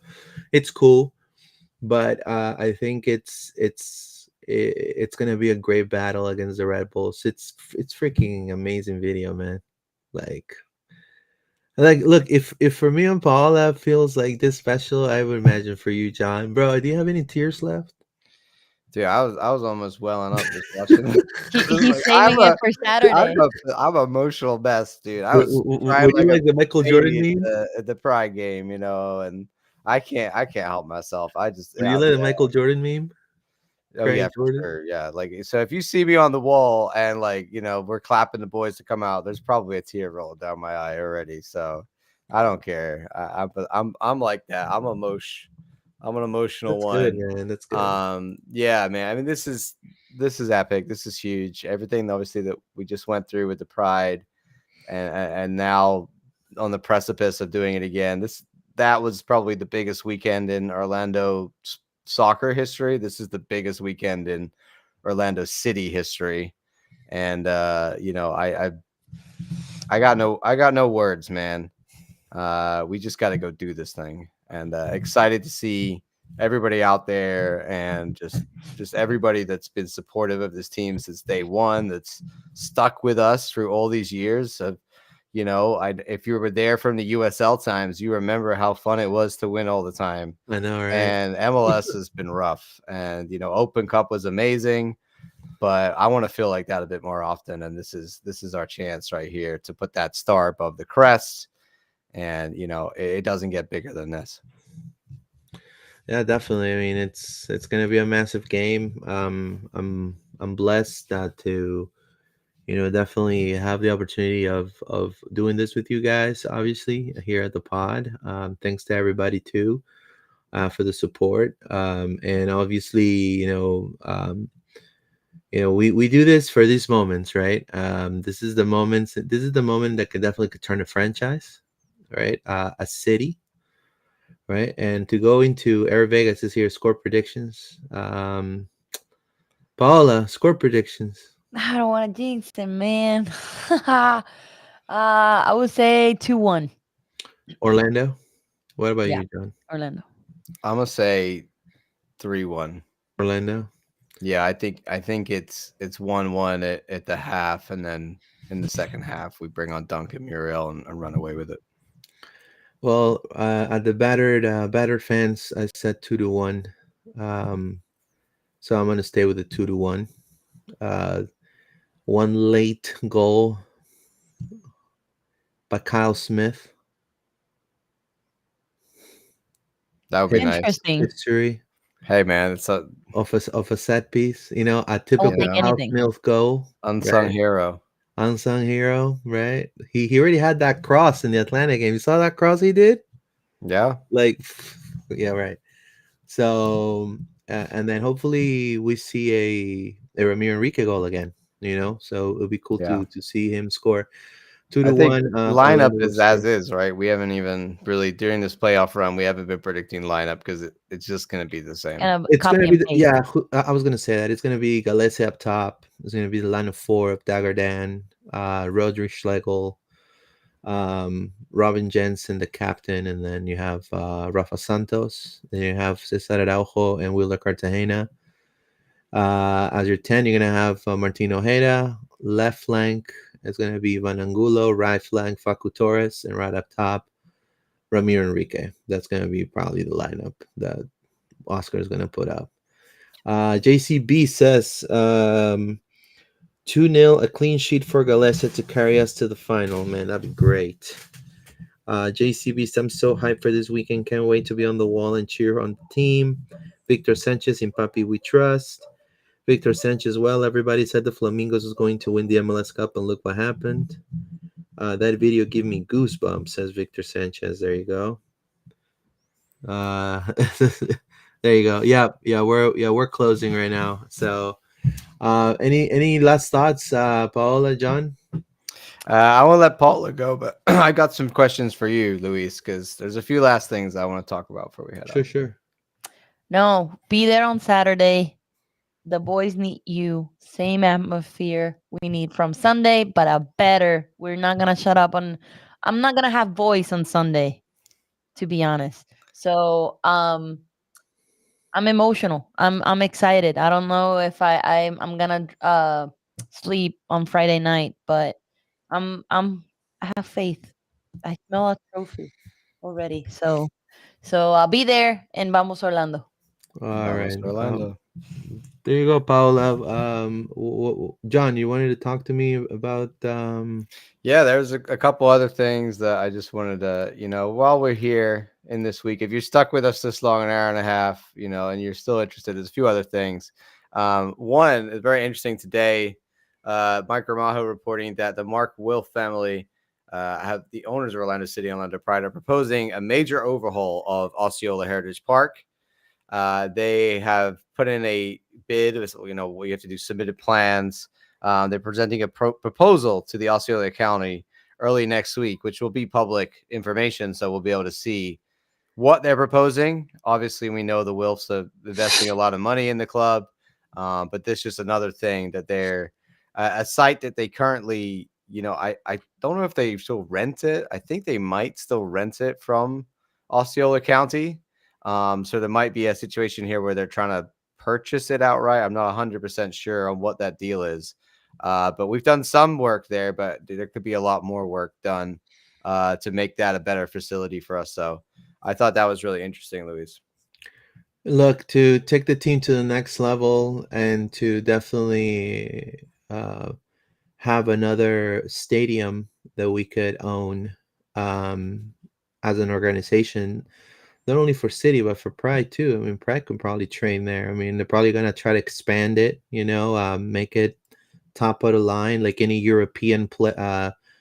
Any European club, that they have their facilities, training facilities are spot on. I'm sure you should know about that, John. I mean, in England, I mean, they have in South America, Corinthians, Flamengo, Botafogo, they have massive, they call it CARs, which are, call it training facility. It has a weird acronym, but I think that's what the Orlando City is trying to do. I think they're trying to kind of have infrastructure for the future that's going to make them be a better team. Having having a couple of fields to kind of play and training facilities top of the line with all the latest technology. I mean, it's only going to make us a better team. And I think it's a good investment. And honestly, Osceola, with all due respect, aside of Fun Spot, that's all rusting out right there in Kissimmee, what else you got, man? Just sell it. There's like It's no definitely one of that situation of like old facility that needs to, yeah. Same with the Citrus Bowl.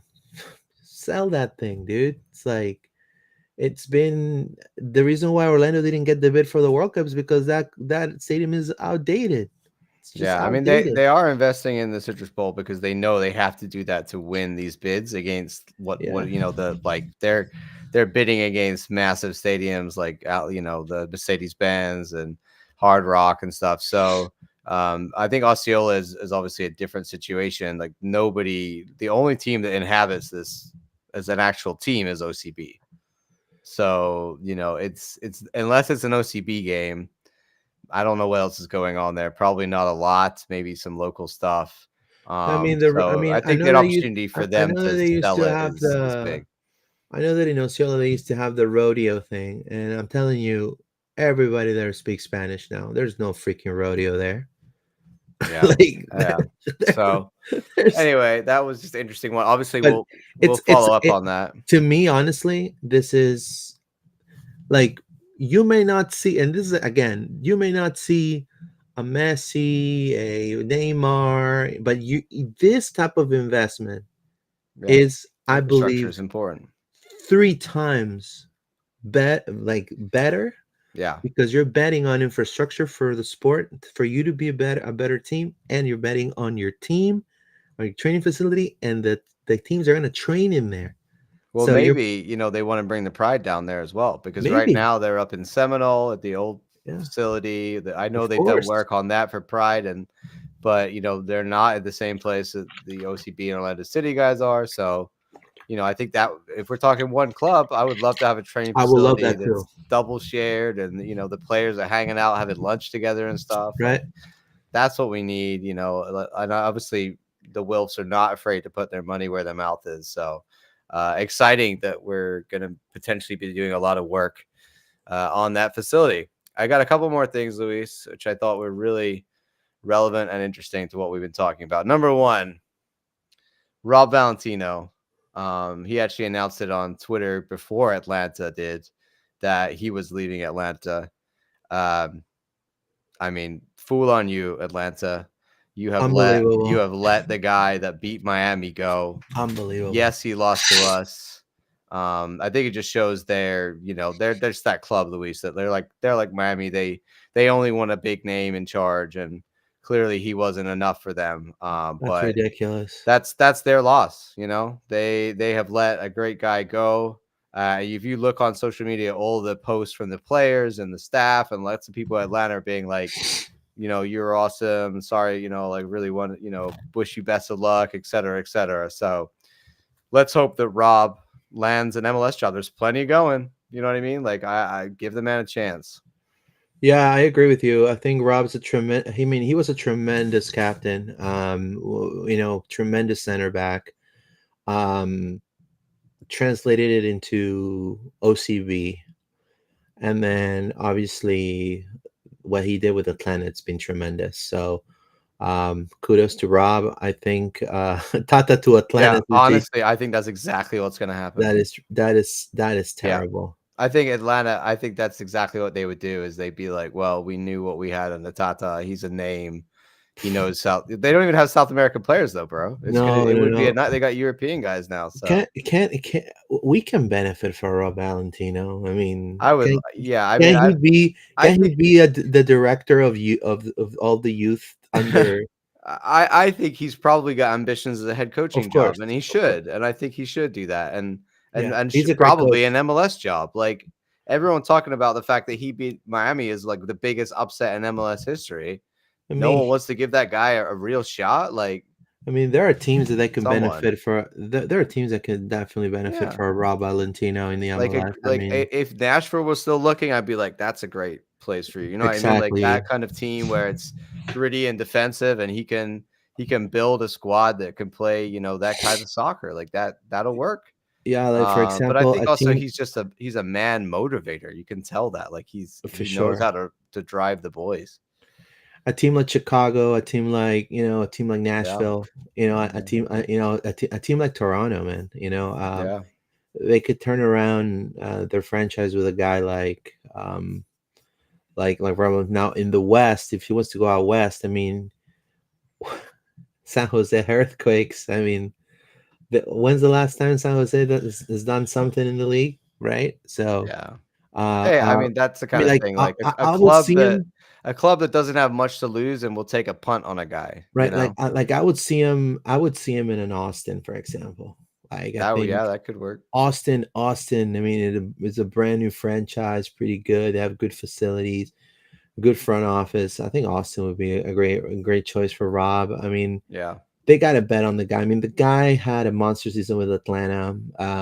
Hopefully, we Yeah. see him thrive in the MLS. And if in case there's no suitors, I mean, I know I am nobody, but the Wolves. I mean, if there's any space they can give him, I mean, shit, like it would be great to see him too here in Orlando City for sure. Some point. And then we know where he's not going, Luis. That brings me nicely onto our next topic. He's not going to FC, you know, Fort Lauderdale. They have announced today that they will be hiring Javier Mascherano, Horrible. which to me is basically the biggest messy yes man you could have hired. Like, if it's not enough to give him all of his, you know, players that he used to play with from Barcelona, let's also give him a player that he used to play with as the coach. I don't know about you, Luis, but this to me screams, we don't know what to do, and we just want to keep Messi happy. Well, let me tell you, it's he is a bad coach. I'm gonna put it like that. Yeah, He was exactly why he's this, you know, he's yeah. he's a phenomenal player. He was a phenomenal player. I as a Barca fan, thank him for what he did with Barca. But as a coach, he's not the. Look, I was more interested in to see what Xavi could have done with this team. You know what I mean? With Xavi, I think even though he didn't do it really big in Spain, I feel like Xavi could have probably done a better job. He sucked with the Argentina under-20s. Argentina, like to the point that people in Argentina said, "Hey, man, you should not be coaching." Like they fired him immediately. I mean, he had a horrible record. So that's the thing that I'm seeing is like you said, it's a yes man to Messi for sure. Good friends of him, but more than likely is like they undermined its own league because they feel like a guy like Javier Mascherano, it's enough for the MLS.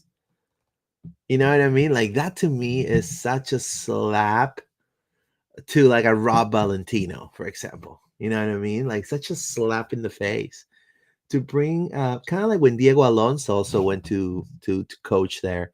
Horrible coach for Uruguay. to me. Horrible coach, and unfortunately, well, I think it's fortunately for us because they're gonna Yeah, have dude. you imagine what that's gonna be in the Club World Cup, dude? They're gonna get I just think they're they're gonna get clobbered. panicking. You know what I mean? They're just scrambling. Like Tata was the plan. It didn't work. They have Tata should have 2 stayed, man. years where arguably it doesn't matter. You've got the highest paid player in the league by a long way. You've got the best player in the league. You got to do better than they have. And I think now they're trying to be like, well, we're going to listen to Messi because he's the guy. And Messi's like, well, bring Javier because, he'll basically let me do what I want. I mean, that's how I read this. I can't imagine. I don't know what else is happening. And it was interesting that we talked about, the battered MLS fans and what's his name? The guy who runs that. Daniel, Nice guy. And he was like, yeah, I don't know why we let go of Tata. This is stupid. The man won us a shield. And then you replace him with this guy. Like, yeah, what a bonehead move that is. And this guy, maybe we'll eat crow and Mascherano will be incredible, but I doubt it. Like you said, Argentina U20 team that he was bad. He coached Argentina in the 2024 Summer Olympics. You know what I mean? Like it's the guy only knows Argentina and he wasn't good with them. He's never coached an actual club, and you put him in charge in one of which is right now one of the biggest brands. Even though it's an MLS team, is one of the biggest brands in world soccer because Messi is there. But that's crazy. That's the South American thinking on how they undermined the league.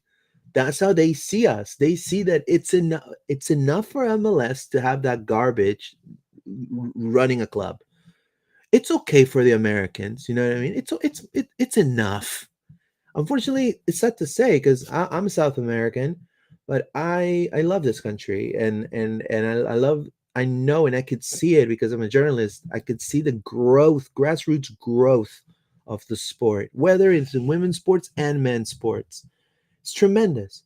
But obviously, when you have won World Cups and you've had a Maradona at some point, and you've had, you have your glory, your Copa Americas and things like that, you have this feeling of like snobbiness that this is good enough.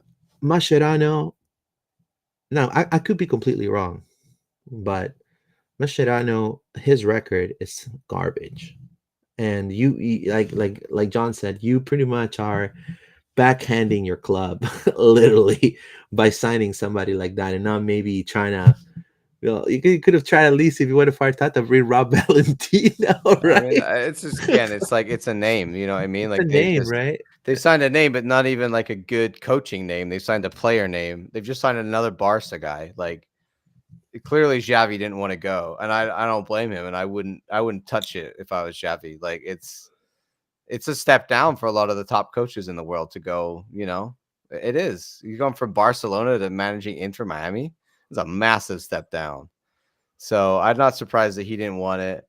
And it just seems like, the comment here that was JCB saying he mishandled the Argentina U20. Might as well just give Messi the clipboard and have him call the game. Exactly. It's bang on, bro. It screams, we don't even want a manager. We just want someone who's just going to be like, yeah, give the ball to Messi and everyone else, run a lot. And rude awakening Inter Miami. I'm going to say this right now in the nicest way possible. A lot of teams are do you think teams are gonna just stand? A lot of markets are just gonna stand, like saying, "Hey, we're gonna have Inter beat us again." Or Orlando's gonna sign some players, I'm sure. Cincinnati's gonna boost their team. Nashville's gonna try to come back. Columbus is gonna probably sign somebody else too. Do you think Wilfred Nancy's gonna stand like with his arms crossed, waiting for Miami to come again and beat him? No, of course not. No, that's why the East to me is more competitive than the West. They're because Inter's there in a way, like everyone is trying to, it's gonna be tough for Mascherano. I see him literally, dude, lasting not even a season. I think he's gonna be kind of like that Charlotte coach that only coached like 6 months, then he left. So that Spaniard guy, Miguel Angel Ramirez, I believe, he coached the Charlotte for 6 months and then he bounced. Yep. So this could be one of those things, But again, they signed Suarez again for 1 year. Yeah. I mean, and they've got Messi apparently again till like 26 or something. But I think that was always happening, just Yeah, of course. based on the fact that Apple TV and Adidas they want their money. They're not doing 2 years of this; they want 4 or 5. Anyway, there's one more thing, Luis, I want to talk about before we kind of bring it back and wrap up the show. This one is kind of disgusting and sad, but I think we should just bring it up. There's a lot of people out there that are haters and terrible people that have found some misinformation online that seems to think that Barbara Banda is not a female. And she's getting, she got the BBC Women's Footballer of the Year, which is a vote which is done actually by the public. And she won that. And then a lot of people are coming out with a lot of hatred on, X and other platforms, saying all kinds of slanderous stuff. And I just want to say shout out to everybody that was out there on social media today, and shout out to the club for releasing this statement. They don't have to say anything. They're just saying, we're proud of Barbara and she's amazing. So don't let the haters win, Luis, because that's some BS. Yeah. And she does not deserve that. She is a young athlete who has been incredible for this town. And if you've watched her play, she is an absolute star, and she's been crushing it all year. And this isn't, all the people out there that try to bring hatred and terribleness to someone of that, that try to bring somebody down like that is not wanted here. And so shout out to the club, shout out to everybody that's been, sending Barbara all the love, because there's some real bad people out there. Honestly, it's sad. It's sad that she has to go through all of this. It's honestly it's tremendous. It's tremendous that there's people that can't allow an athlete to enjoy a good moment, a historic moment. She's right now etched in history and such quick times, for our club, and the impact she's had since, I put a comment on her. I read this and I commented on Instagram with the LPO account, and I said, you're truly, she is truly inevitable. She is truly inevitable. I mean, this whole Thanos thing, like, she is inevitable. She's been inevitable for the league. She's been a massive name that the Pride have invested on. But honestly, as a human being, it's unfair that she has to deal with all this garbage. So, there's a lot of saltiness when people are up top. What I will tell Banda is, just let haters be haters. I think she's gonna prove that she's gonna win the FIFA Best Footballer of 2025. Yeah. And I think the Ballon d'Or for sure. She was already nominated. I think the best way she could prove everyone wrong is by keep scoring goals, keep being vocal, be an advocate for Black athletes, for Black women. I think that's the best thing that she could do. And on my end, I feel completely saddened by that. It's tremendous.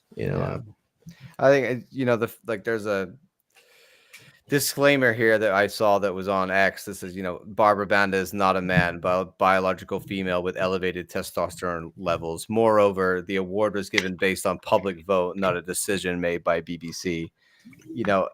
It's a shame. Like, I like the fact that we have these disclaimers to go out there and tell people, this is incorrect information you're reading, but the fact that they have to do this is insane.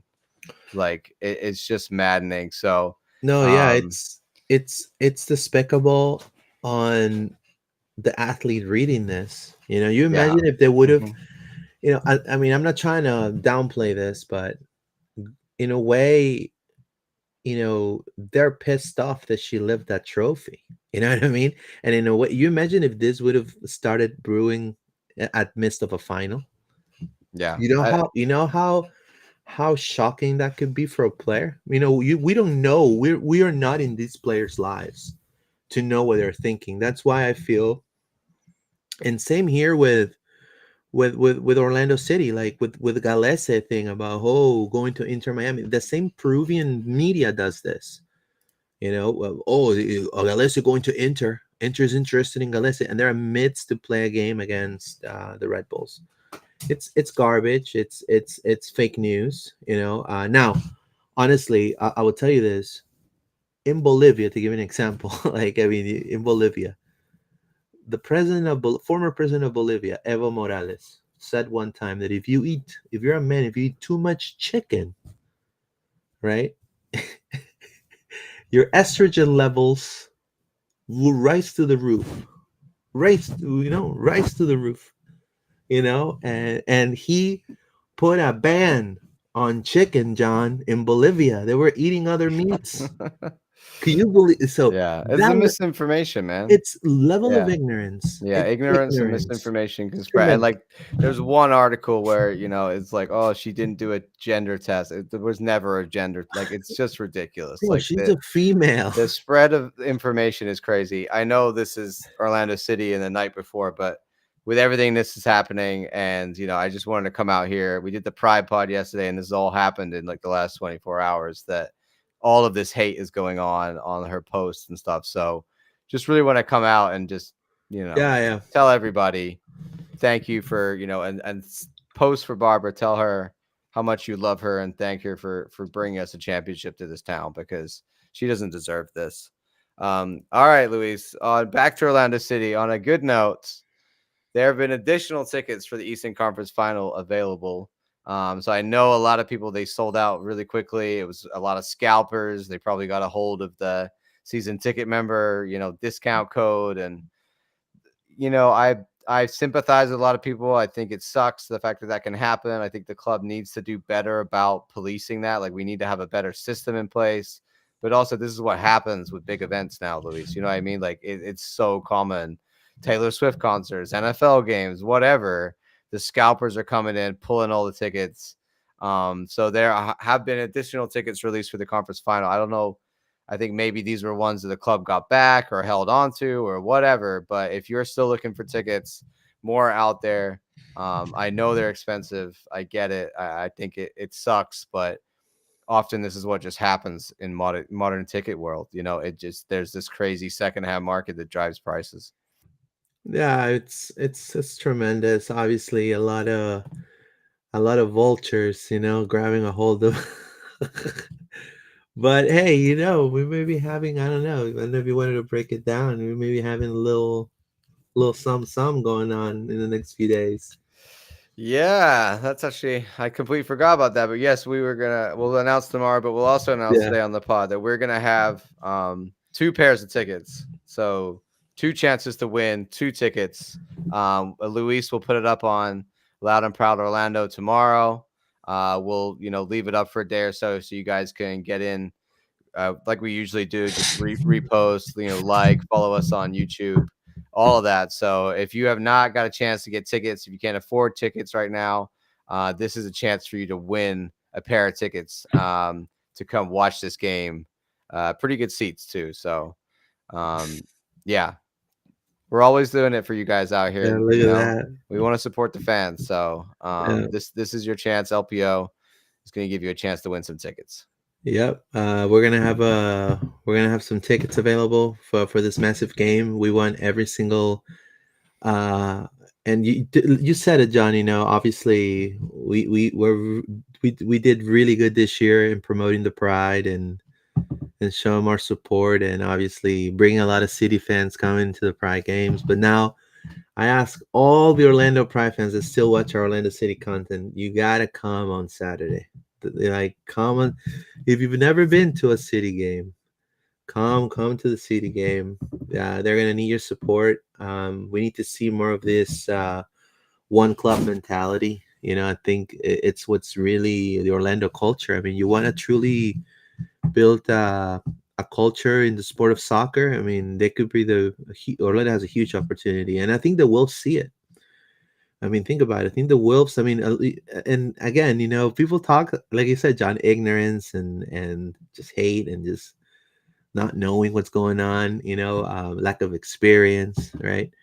And they say, oh, the Wolves, they don't spend a lot of money, and this is gonna be the next Vikings, the next Vikings. It's like, bro, this is not the Vikings. I mean, the moves that they've made with the Pride, the moves they've done with City, uh, given the Oscar pretty much to keep working on the team. What they want to do at Osceola Heritage Park. I mean, that is not that it's not like, oh, I'm just crossing my arms and just waiting for a championship to fall from the tree. They're also obviously working on something big for Orlando and for the organization. So tremendous. Air Vega says, bye LPO, happy Thanksgiving and vamos Orlando. Joshua Tall, can't wait for Saturday vamos. Thank you so much. Air Vega, Banda is the best, no hate. JC Beast, what? Victor Sanchez, good night, guys. Thanks for the podcast. Vamos City and happy Thanksgiving. Luis, they might as well brought Salas to coach. Oh, Salas is a terrible coach in Peru. Yeah, is this yep, that's it. John, I wanted to wish you a happy Thanksgiving for you and your family. Hope Yeah. tomorrow you eat a lot of turkey.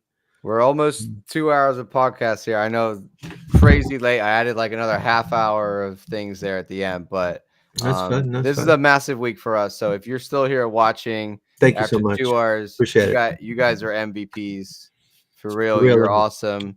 Everybody who's listening back, if you're still listening, you're awesome. Thank you for being here. This is a huge week for the club, and of course, a big week for us covering the team as well. So you can always find us at LPO Podcasts on Twitter, on Instagram, and on Facebook as Loud and Proud Orlando. Of course, you can watch on YouTube as on Loud and Proud Orlando is our channel name. You can also watch us on X, and we're on Blue Sky now. Just search Loud and Proud Orlando in Blue Sky, as well as Spotify, Apple Podcasts, everywhere else. So thank you always for your support, and thank you for being here. No, thank you guys for your support. It's gonna be a massive, massive, massive game. If we see you there at the stadium, say hello. Thank you all for your support. And vamos Orlando. Take care, Happy guys. Thanksgiving, guys. Happy Vamos Thanksgiving. Orlando. Happy Thanksgiving. Have a good one.